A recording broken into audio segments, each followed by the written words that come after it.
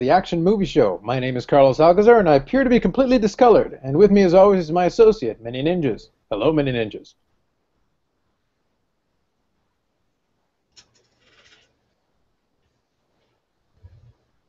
Hello there, ladies and gentlemen. How's it going? He's literally been working for weeks to develop that entrance and to partially block out the Nintendo logo. Damn. Ruined again. Anywho, how's it going? It's going well. This week, well, I should say, for this episode, we are covering the 1971 classic, Clint Eastwood. Is Dirty Harry in the movie called Dirty Harry? Yeah. So let's see. I believe I have this here. This is not the movie we're talking about this week. In fact, that's a bad movie. You can go back down. Instead, here we go. As part of the action double feature, combo pack with both Dirty Harry as well as Magnum Force. You know, for fun. Indeed. So those are actually the first two movies in the series. It ended up being five in total. It went from 1971 until the last one, which I think was the Deadpool in 1988, I think. Yeah, so with this movie, Clint Eastwood actually created the character effectively that ended up spawning four more sequels. So it went pretty well, all things considered. It's very different than the other movies we've covered. It's one of the few that I'm trying to think. It might be the only one other than one of the martial arts movies that actually goes back into the 70s. It's definitely the first. It's definitely the oldest one. It goes back into the early 70s, and it was Clint Eastwood, who isn't really. I guess if you consider the spaghetti western movies that he did to be action movies, then obviously this wouldn't be close to his first. If you don't, then I think this would be sort of the first action movie that he's sort of in. And additionally, it's also the first time he's appeared within the action movie show at this point as well. So pretty much a nice little review from all the Schwarzeneggers, Stallones, unfortunately Seagulls, there are plural of that, and of course Van Damme's that we've been doing as of late. Steven Seagal made a cameo in this movie. Just ask him. Yeah, you ask him, he'll say a lot of things. We prefer not to talk to him. Let Van Damme talk to him. That worked out last I heard. Indeed. So, first, I would say normally give your non-spoiler review, but the movie's from 1971. If you haven't seen the movie at this point, you've had 43 years. Get over it. Go spoiler, go nuts. Alright. Generally, pretty much, as even in terms of the general kind of action movies we've done up to this point, this one still kind of is an odd fit out there, just because it's more of a crime drama kind of film for the most part, although with a lot of action-related scenes kind of tossed in there, especially the shootouts that grew out throughout the course of the film there. Dirty Harry as an actual character is basically, technically he's the good guy in this, he's the hero, the protagonist here, but he doesn't actually come off as that much of a good guy there. He's just kind of, I'm trying to think of a good way to describe him other than the He's an anti-hero. Hmm? He's an anti-hero. Basically, he's meant to be portrayed as the badass of the film there, and yeah, generally he's likable enough compared to the rest of his surroundings, but he's not a nice guy at all. And pretty much considering the role he's in, he's not supposed to be there. Most of the central conflict of the film is centered around how in the pretty much Inspector, I'm trying to remember what his last name is in this, Callahan. Inspector Callahan, aka Dirty Harry, is trying to track down the Scorpio Killer, which once you actually see what the Scorpio Killer looks like, it seems like a pretty big mismatch, except for the fact that the guy is kind of on the twisted end there. And it's pretty much kind of a cat and mouse chase where even when they catch him partway through the film and basically have dead rights because of the way that Harry, Inspector Callahan, ended up catching the guy, they have to let him go because they didn't follow the procedures of the law. And once the guy decides to strike again, in a fashion which Harry called right after they said they were going to let him go, it's like, he's going to go and kill somebody again or try something else because he knows he got away with it the first time. And pretty much from there we have the final kind of chase at the end in order to settle the matters, and where he has to kind of take the law into his own hands to actually get the job done. All in all, I'd say the film, at least in its appearance, is understandably dated. It is from the 70s there.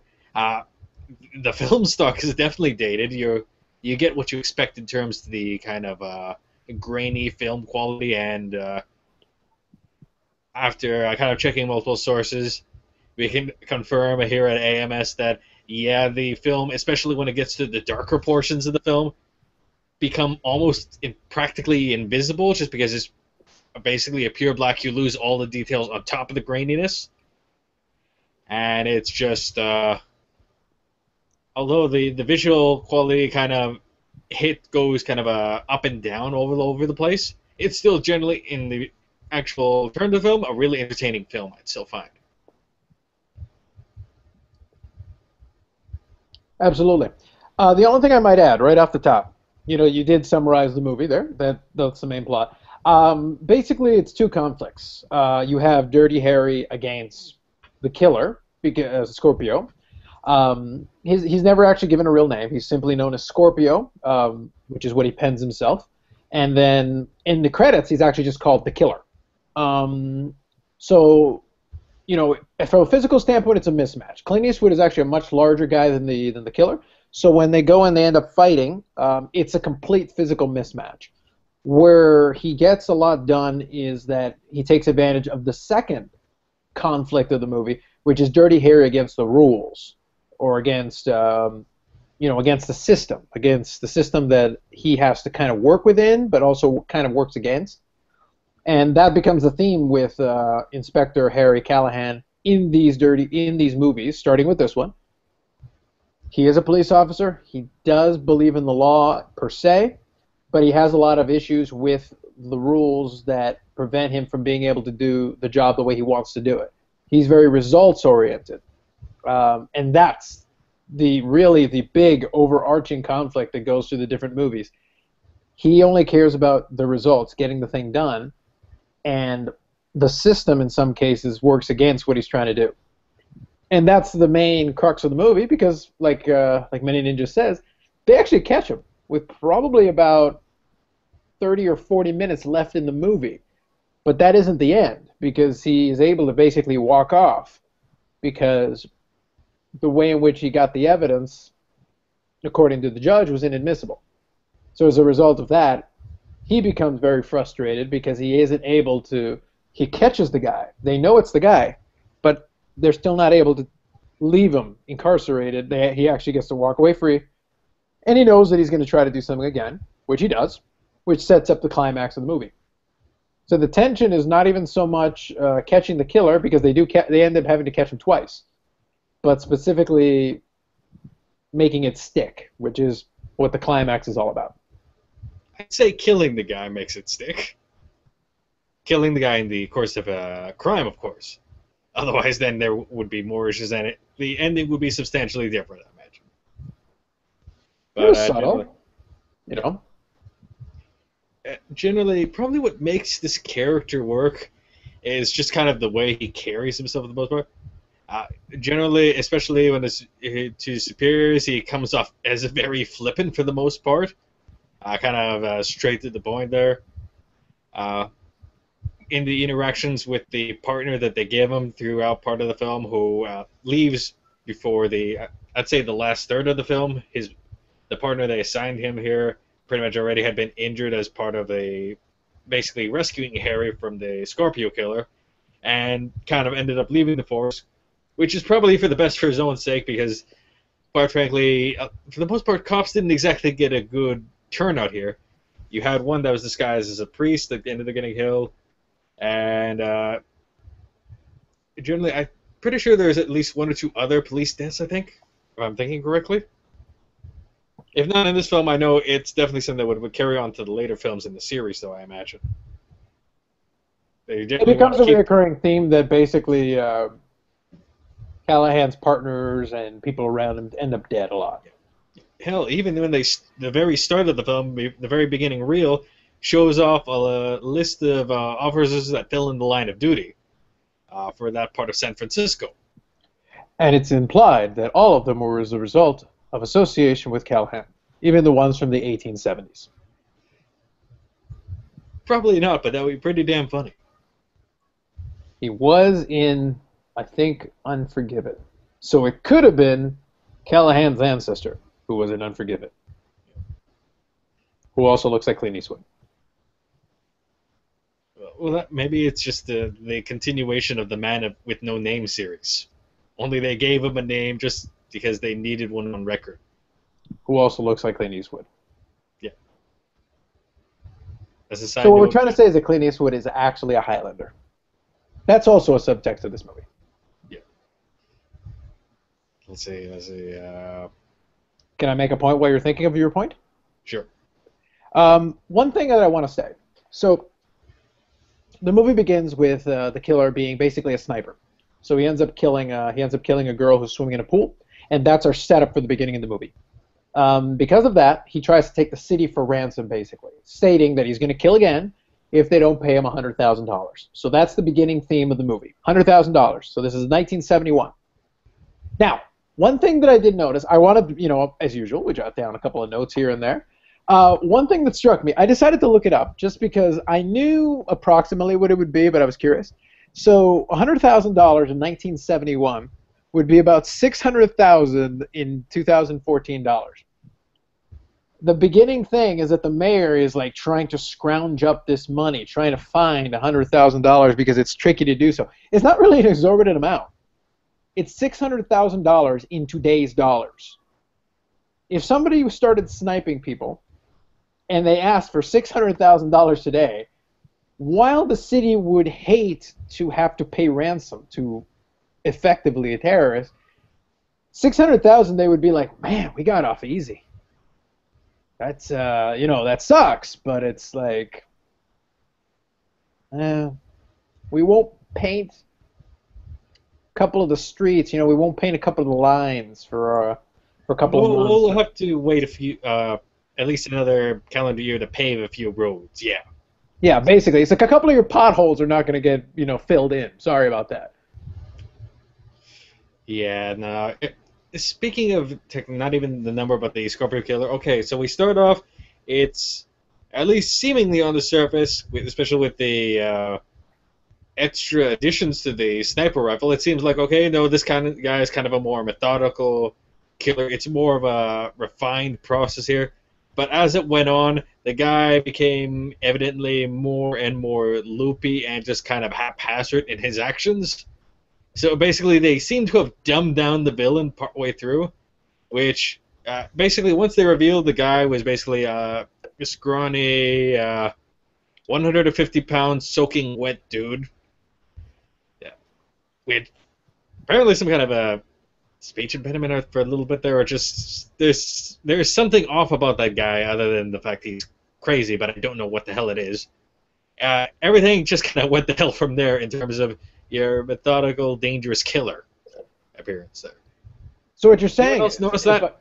If I understand you, I think what you're saying here is that this movie fell into reverse Jaws syndrome.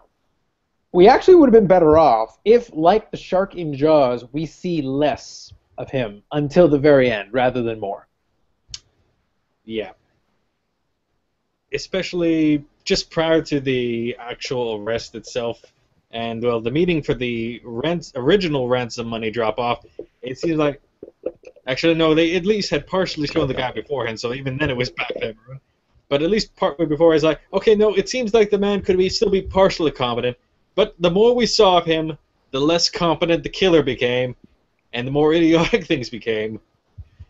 And the beating that he paid, I can't tell what the position the guy was in. Was it just a random bum, or kind of a higher professional that he paid to beat him up?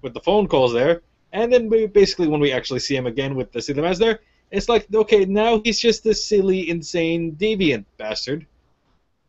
We chase him down, and then, okay, now we have the chase inside the stadium. It's like, okay, now on top of basically kind of being made to look like a punk with the whole getting stabbed in the leg thing, whatever, and being tracked, it's like, okay, he's just some kind of a weird shut-in guy who lives inside of a stadium near a college or university or something like that, and it honestly looked, got looking more pathetic as time went on there, with especially the whining and pleading. Okay, and then it's like, and I'm trying to get the cops off his back. Yeah, I'm gonna pay this guy $200 to beat the shit out of me. Okay, now we're back to this spot. Yeah. Because we wanted to get back here. Yeah. So, I'm just gonna say a quick thing, and then I'll let you fire at it as well. Okay. So as Manyninjas says, he pays a man $200 to kick the living crap out of him. The reason being, in his mind, is that he's gotten away with these murders once. He's gotten away with it because effectively an illegal search of his stuff revealed the weapon, it revealed everything, and they knew it was him. They had the evidence, and the ballistics could have matched the weapon to the shell casings that were used at the scene of the crimes, because he didn't take the shell casings with him. He left them there.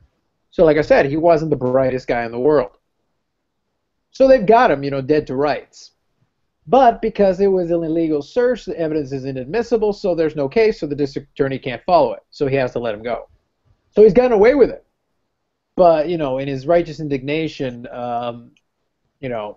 Inspector Callahan, Clint Eastwood's character, he's following him around, basically ready to pounce on him the second that he makes any kind of a mistake. But, Inspector Callahan is as subtle as a sledgehammer to the face. Like, he's literally there. He's omnipresent. You can see him. Even when the guy is at, like, this strip club, basically hanging out. This effectively a cripple because he's been stabbed in the leg. He hobbles around all over the place, and he got the crap kicked out of him. He hobbles all over the place. And then you've got Clint Eastwood there just on his own time, kind of hanging out there, having a drink, effectively watching him like a hawk day and night. And he knows he's being another watched. cop, actually. What's that? I think they also showed more than just one than Callahan. They also showed at least another cop or two as part of that. I think so, yeah. But the thing is, you can see that he's being followed around. Like, it's obvious. They don't even pretend to hide it. It's there in plain sight. So he knows he's being followed. So he decides that the way he's going to get around this is to have this guy kick the crap out of him and then claim that it was Callahan who beat him up on his own time, claiming police brutality, claiming harassment, claiming the whole thing, to try to get them off his back, to give him some breathing space in order to do what he wants to do. So it sort of works. It basically gets the police chief to tell Callahan to, like, back off and stop following the guy. Obviously, he didn't commit the assault, so it's not, he's not going to get caught for it. He's still working. He's still a police officer. But the thing is, and as Manyninja points out, this is 1970. $100,000 is a lot of money. So $200 is the equivalent, approximately, of, if we use our same math, about $1,200. Imagine you need to look like you had the crap kicked out of you. Do you need to pay someone $1,200 to do it? Couldn't you pay some guy who needs some drug money $50 to beat the living crap out of you? Especially since he's like, well, you asked me to. You have the cash? Okay, whatever you say. Well, he had to have it done professionally, I suppose. Him getting his face completely lit up with punches. And of course, at the very end, after basically throwing in a racist statement, it's like, are you sure you want the rest of what you're paying for? Yes, you. And pretty much the extra letter there. Then he keeps punching him down. And this one's for free. Boots you out the door. Or the window, or the busted place. Because even the guy is like, you paid me to beat you up, but I recognize you're an asshole, so I'm going to give you an extra punch or two and a kick for free. I think the best part about that is that this guy has, like, packages. Like, could you imagine if there was, like, a menu, like, for $10 you get a punch in this nose. It's like for $20 you get a punch in the nose and 2 in the ribs. It's like, but for $5 you get just a punch in the ribs. It's like, is there a menu? Can you go I through imagine it for what usually kind of a this is, beating you would like? I would imagine in the case there, it's not a beating you would want Indianapolis to do on yourself, but you're paying him to do it to someone else. That's probably how it works normally. Which in this case is like, I have this silly white man paying me to beat someone up. What do you want me to beat you up? I want you to kick my ass. But you're paying me. Yes, and I'm paying you top dollar to beat the shit out of me. It's like, I want to look like I got hit by a car shaped like a fist. And a foot. To which I reply, what a fucking tool. You could accomplish almost as much by going into a bar and hitting on a big dude's girlfriend. Like, you find this big muscular guy who looks like he's roid raging and hit on his girlfriend blatantly in front of him. Even more to the point. Yeah, even more to the point. It's like, realistically, since he's being trailed at this point, did they not trail into this factory thing that's permanently out of nowhere? It's like, officer, what's going on?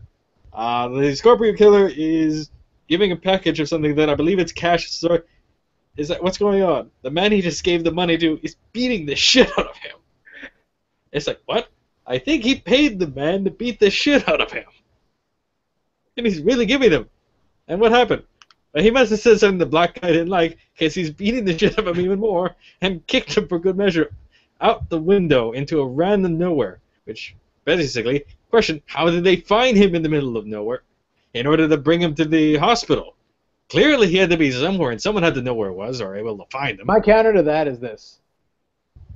So, basically, and keep in mind that I'm not suggesting that in the 1970s they have cell phones, because they don't.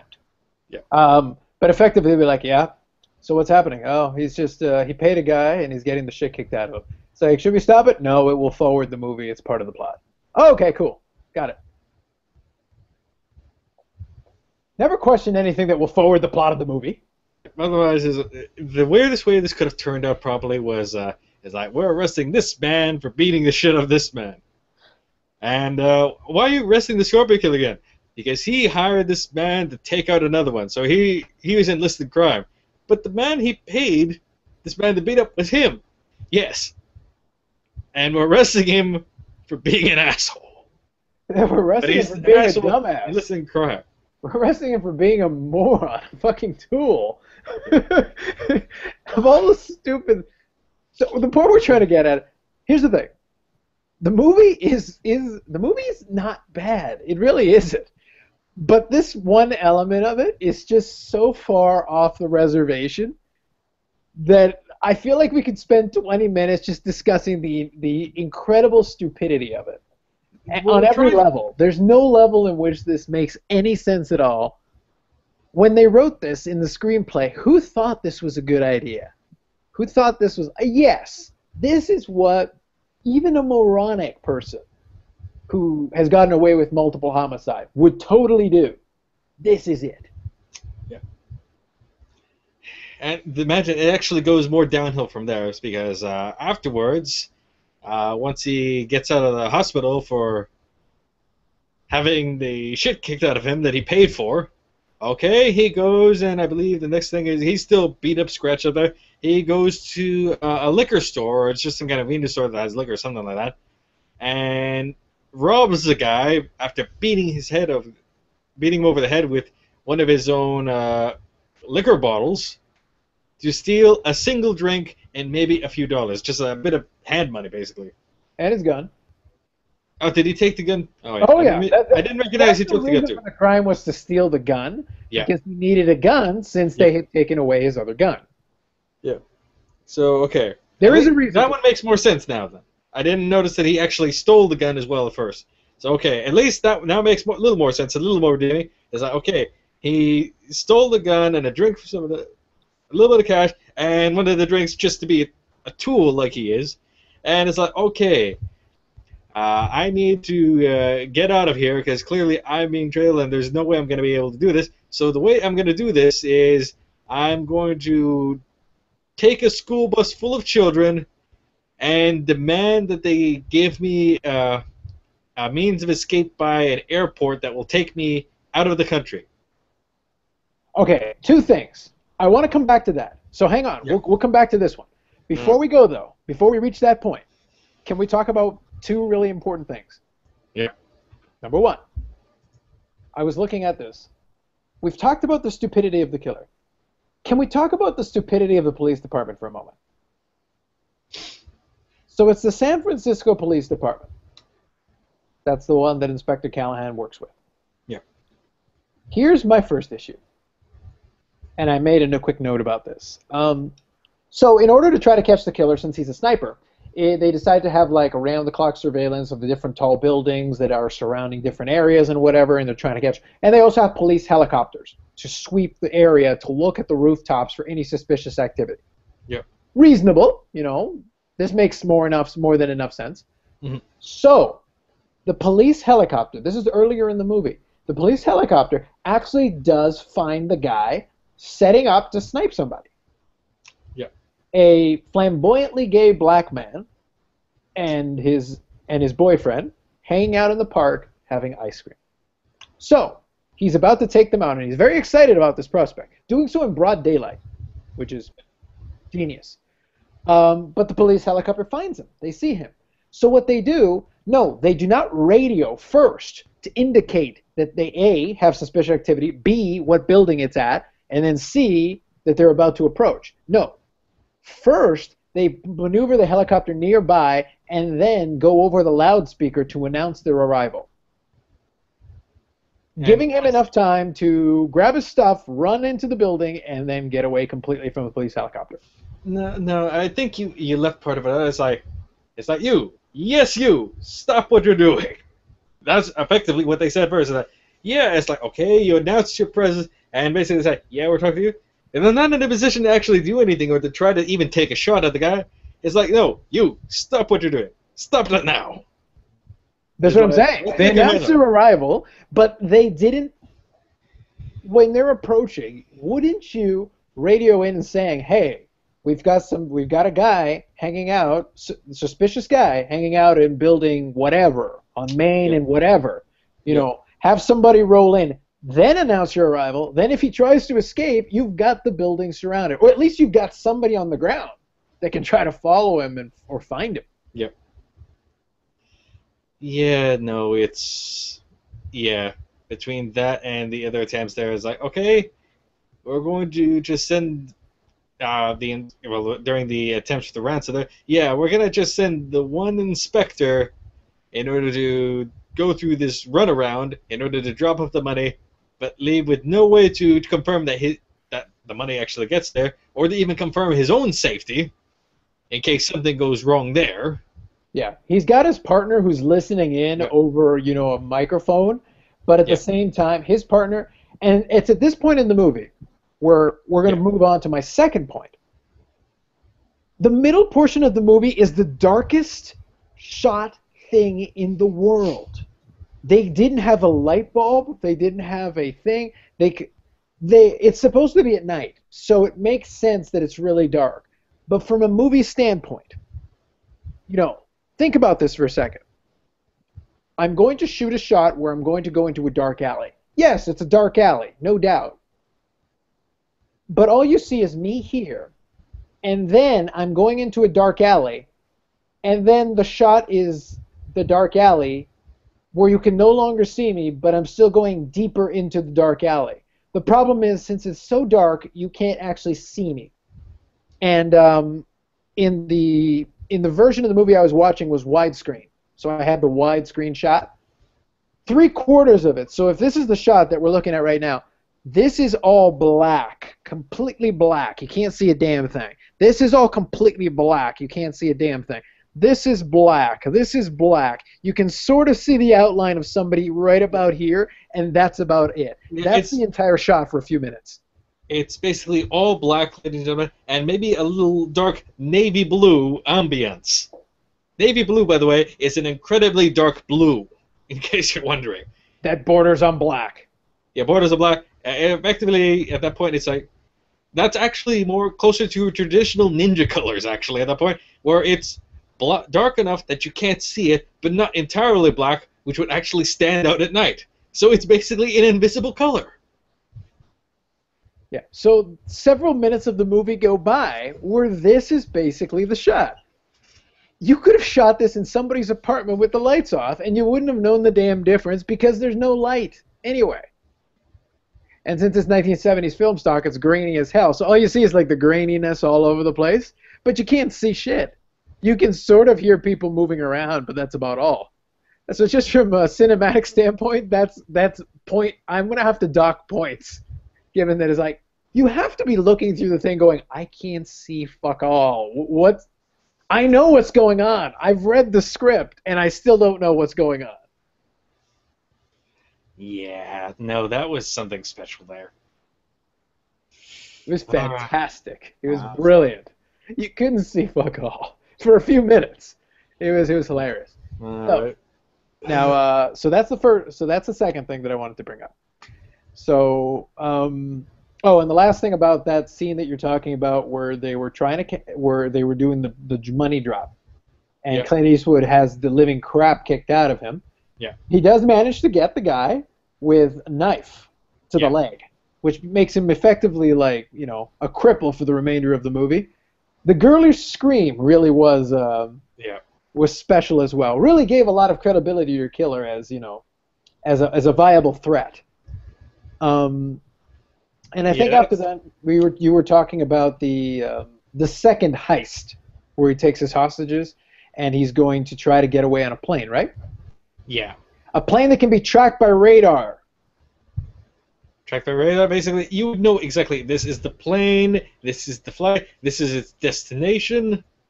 Realistically, once he gets off the school bus there, unless he deliberately takes human shields, which, considering the guy, until the very end, he didn't seem intelligent enough to do, it's like, no, you can take about any point between him leaving that bus and getting onto the plane, and probably a little bit into there, too. And of course, what would possess you to think that you can get away on an airplane? Even if it's a private plane, you can still track it. In the 1970s, radar technology has already advanced to the point that we can track the freaking plane.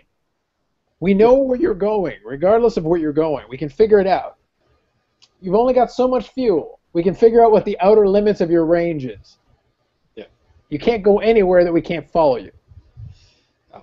Of course, this would be if he got to the plane first, which of course doesn't happen because you have Inspector Callahan literally waiting on a bridge on the path there to hop off that bridge to hop onto the bus.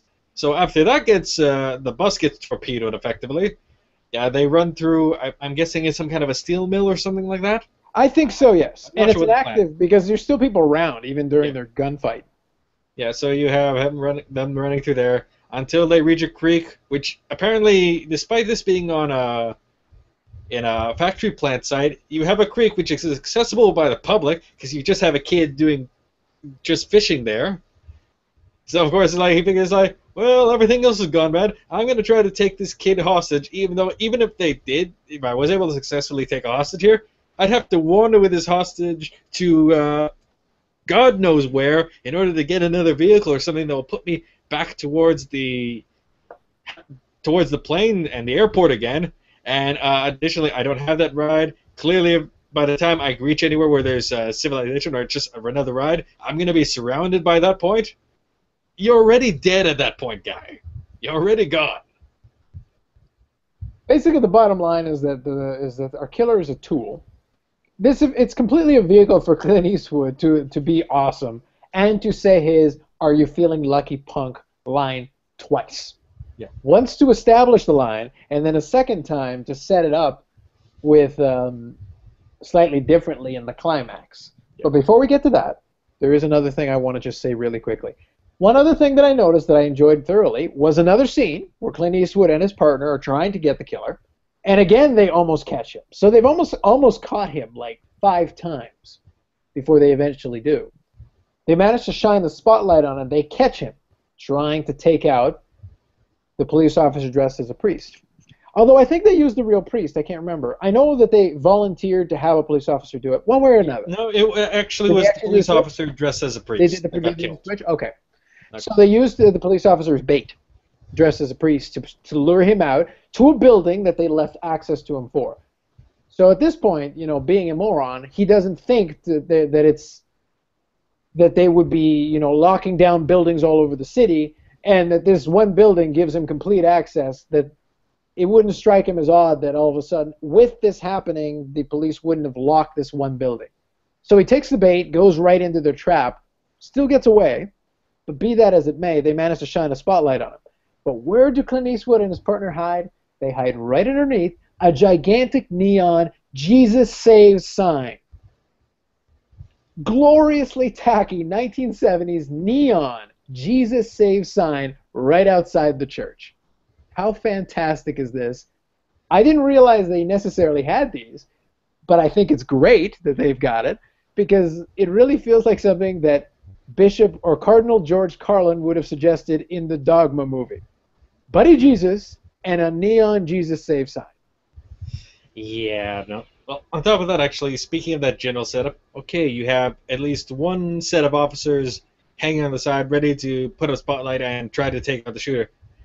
Why not put a few others on some other adjacent buildings to try and take a shot, in case of anything, or if he manages to try and escape, to help track him down by narrowing the avenues of escape? Or have people on the ground around the building that you already have set up. If he's going to use a building, he's going to use the building you've left set up for him. Yeah. If he goes there, wouldn't you have people around said building to basically close in the moment? Yeah. As soon as they start having a gunfight up at the roof, you already know the bait has been set, the trap has been successful. Sweep in. Yeah, it was not like it was just one or two odd shots. No, the Scorpio killer had effectively either a machine gun or an assault rifle with him, which he also used to kill the officer dressed up as the priest. That's a lot of bullets that were being shot there. They shot up this Jesus Saves sign. It's like that attracts a lot of attention. When you hear that sort of thing, you want to go and converge on that site. And the important thing is the Jesus Saves sign being knocked out lost what little light we had, and we were back to the grainy darkness.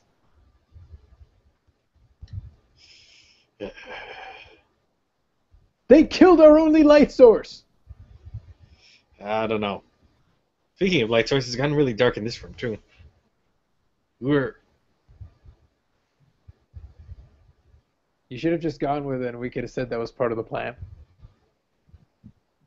No, because then I'd have to turn off the remaining light source here, and actually, let's just see what that looks like here. 1 second, ladies and gentlemen. If it goes dark, it's with reason. The monitor is probably going to light you up. That monitor was what was lighting me up. Nope. Now you're pretty darn dark.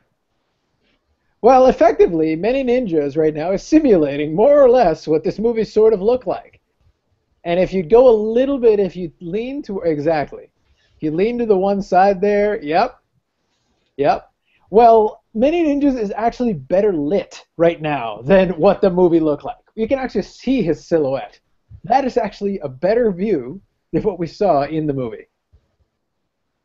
All right, 1 second. I'm going to turn on the monitor light. Well, to return on my monitor so I can see what's going on again. And 1 second, I'm just going to turn on an extra light. Let's change the ambience right there. Blinding light. There we go. Okay, set shut up, but we'll work with it. And with that, he's already infinitely better lit than the movie. You just saw a glorious simulation of effectively what we were talking about. I will actually probably want to see that on the video replay, just to see how the hell that looked. Yeah, what I saw your outline. I could actually see you more or less. It was a lot darker, a lot grainier, but it still was better lit than the movie. All right. I think at this point we've gone through what we need to make fun of in this film, and just generally how Harry had to carry the film. Clint Eastwood had to carry the film because his opponent, the antagonist, was just not bad. Yeah, I would say this is actually it's still a classic movie. I would say it's a classic movie that could have probably gone to the next level, if the villain had actually been like competent. The villain didn't have to be brilliant. It really would have. I think really it would have benefited from the Jaws treatment. If we had barely seen the villain until the very end, if it had been like a real cat and mouse chase thing, leading to the final climax where you get the villain, I think that would have taken it up even another notch. It did, it did obviously well enough to spawn 4 sequels and an iconic character, but the villain was completely lost in the maze. It's not like a James Bond movie where we can remember some of these villains because the villains themselves had character quirks and things that helped us think of them as well as James Bond. It was more of a case where, like, look, we look at Inspector Harry Callahan, Dirty Harry. He's the star. He's the main focus. He's it. This other guy was there as a plot device to give us a reason to look into his world and to be interested in what he's doing. But really, you could have interchanged anybody into that slot, done whatever, and it still would have been a Dirty Harry movie. He's the star. He's the main focus. Which is too bad, because like I said, it would have gone to another level. Even as there was still a lot of good there that you could work around, it could have been even better if everybody else wasn't a cardboard caricature of a character, surrounded by this one beacon that actually has something interesting about him. Also, I did enjoy it. Honestly, I had seen the movie years ago. I didn't realize he had done the Are You Lucky Punk line twice. I didn't realize that was the case. And it was kind of funny the way they did it, where they did it the first time to set up the gag, to bring it back in the climax of the movie, and to set up the final scenes. Yeah, it makes it clear Harry was just looking for an excuse to say that. He looks for an excuse to say that to anyone where it might apply. And it's like, yeah, it's part of the personality thing, along with another good example of how the person that worked out there. The scene where basically he explains how he got the nickname Dirty Harry, just after he goes up on. Damn it! I'm trying to remember what the lift is. The fire engine lift. Yeah, because basically, the guy's it's trying to jump. when you've got a fire truck. Yeah. There's an electronic arm.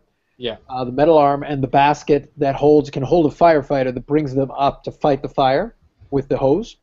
He got on one of those and came up to a potential jumper. There was a guy who was looking to jump off a building, but he was kind of hesitating, and everybody was looking up at him. And then they sent Dirty Harry up there to talk him off the ledge. And the way he talked him off the ledge was not by convincing him to come on the ledge with him or something like that, but by antagonizing the guy, pissing him off so much that the guy jumped onto the basket to try to take a swing at Harry. Not to jump, but to take a swing at Harry. And Harry basically knocked the guy out and carried him as they put the arm back down. And that's how he solved the problem. You can't argue with results, people. You can't argue with results. So I think, in an ironic way, that was the overarching theme of everything.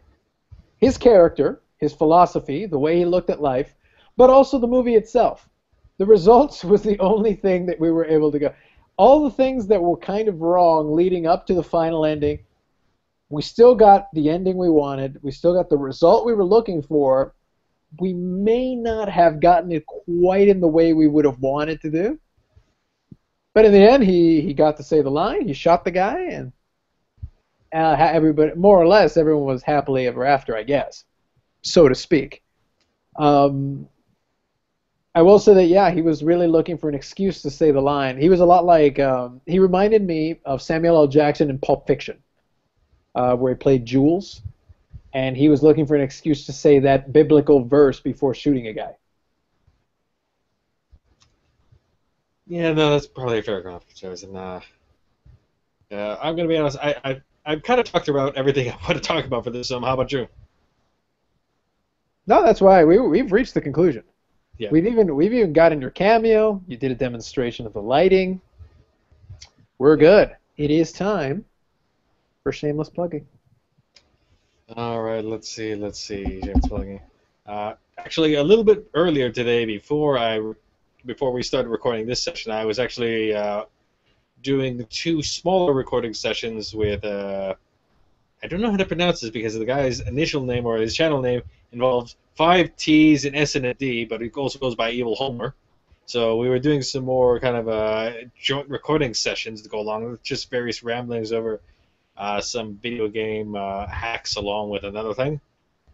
and a fan game. So that should be hopefully going up within the near future if everything on his end exported properly this time around. And as for my own stuff on my main channel, I'm not sure when I'm going to do it, but since the movie is generally bad enough or has something enough interesting things, I'll put it that I talk about, you may see me do kind of an individual movie discussion on this terrible King of Fighters film on my own time, since I'll be able to talk with it a little more, and especially more in tune with the stuff from the actual game series that it's loosely based on, mostly. And in terms of more proper stuff for Retro Ninja Gaming and the Mr. A end things, it's kind of on and off for the Retro Ninja game because I want to try to complete the series that I was talking about for the Final Fight series stuff, but it's just been proving painful because the first game in that series is stupidly hard for what it is. And for the Mr. A stuff, I'm going to be doing some more pixel art animation videos for the next bit, but I haven't just picked what the subject matter it is just yet, but it'll be coming up with the next few bits, next few days probably, at least during the times I'm not preoccupied with finishing off my online courses, which I still need to schedule that whole pair of exams for. How about you, Carlos? As is generally the case, I've got the website, which I have to update the links for, and I will do so actually right after we finish this video. I'll add the links up to the current video once this, right now it's live still. It won't be live by the time many of you see it, but once it uploads onto YouTube and the link is ready, I'll add this one onto it. I am going to put the last couple of videos up so that it is there. As always, you can get information and updates on @CarlosAlcazar2.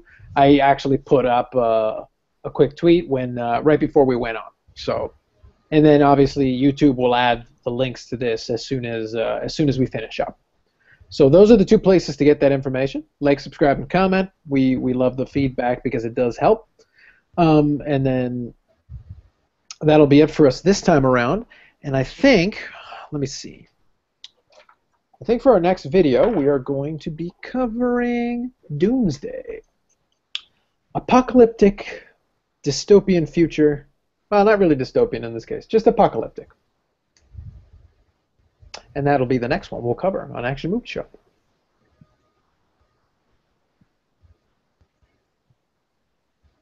Are we looking at you, looking at me? What's going on right now?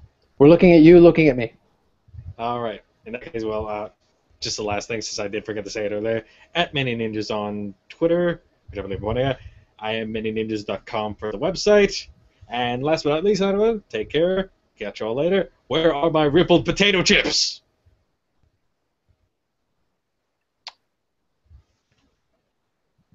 I will bring you the damn rippled potato chips.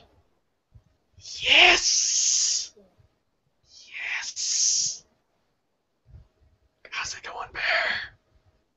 See, that's really all it takes. That's all he needs. You give him rippled potato chips. I don't even pay the guy. He just shows up, give him some rippled potato chips, and he's good to go. See? I'll put it back on him. Yeah. I want money too, but yeah. Chips. Yep. So that's it for us. We'll see you all next time.